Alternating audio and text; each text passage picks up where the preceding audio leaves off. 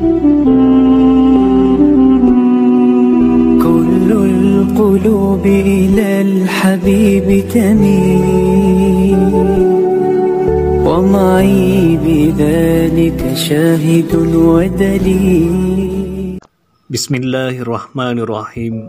Assalamualaikum warahmatullahi wabarakatuh. Alhamdulillah kita bisa berjumpa kembali dengan para sahabat Manfaat Doa Channel. Semoga senantiasa kita dirahmati oleh Allah Subhanahu wa Ta'ala serta dilancarkan rezekinya. Amin. Terdapat banyak amalan di bulan Ramadan yang dilakukan sebagaimana yang disunnahkan oleh Rasulullah Shallallahu Alaihi Wasallam. Itu tandanya bukan hanya amalan wajib saja, tetapi juga tetap menghidupkan amalan-amalan sunnah di bulan Ramadan yang dapat ditabung sebagai jalan menuju surga Allah Subhanahu wa Ta'ala. Rasulullah Shallallahu Alaihi Wasallam bersabda, "Barang siapa mendekatkan diri kepada Allah dengan melakukan amalan sunnah pada bulan Ramadan, maka pahalanya seperti orang yang melakukan amalan fardu pada bulan lainnya. Dan barang siapa melakukan satu amalan fardu di bulan Ramadan, maka pahalanya seperti orang yang melakukan 70 amalan fardu pada bulan lain." Bulan Ramadan hanya berjalan selama 1 bulan. Meski singkat, umat muslim mulai berlomba-lomba untuk melakukan berbagai amalan ibadah mereka di bulan suci ini. Oleh sebab itu, momen ini pula menjadi kesempatan terbaik untuk memohon ampunan dan bertaubat. Dilansir dari berbagai sumber, setidaknya terdapat 6 amalan utama yang dapat dilakukan umat muslim selama bulan Ramadan ini. 1. Tarawih. Ibadah sholat sunnah ini hanya dapat dijumpai pada bulan Ramadan saja. Maka dari itu, menjalani ibadah sholat tarawih menjadi salah satu amalan utama yang dianjurkan untuk dilaksanakan bagi setiap muslim. Sesungguhnya Allah telah memfardukan puasa Ramadan, dan aku telah mensunnahkan sholat di malam harinya.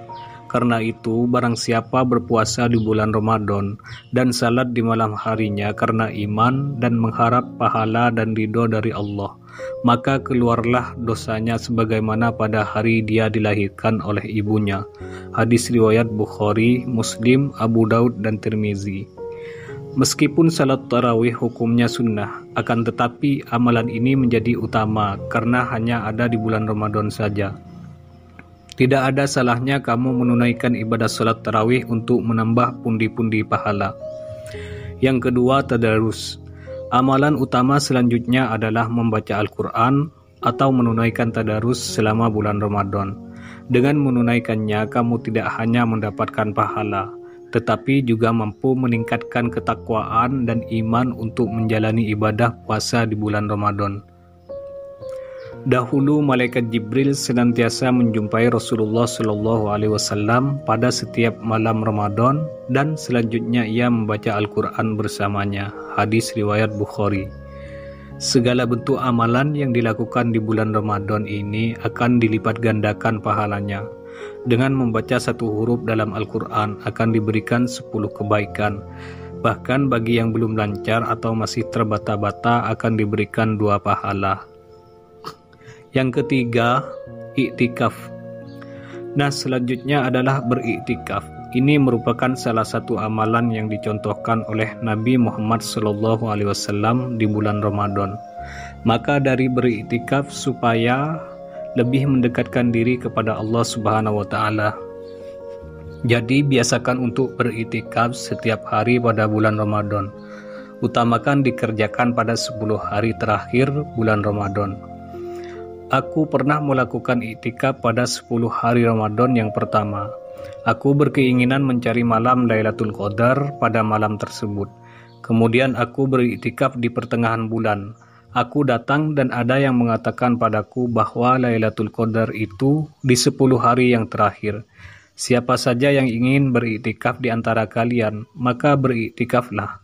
Lalu di antara para sahabat ada yang beriktikaf bersama beliau. Hadis riwayat Bukhari. Yang keempat, bersedekah.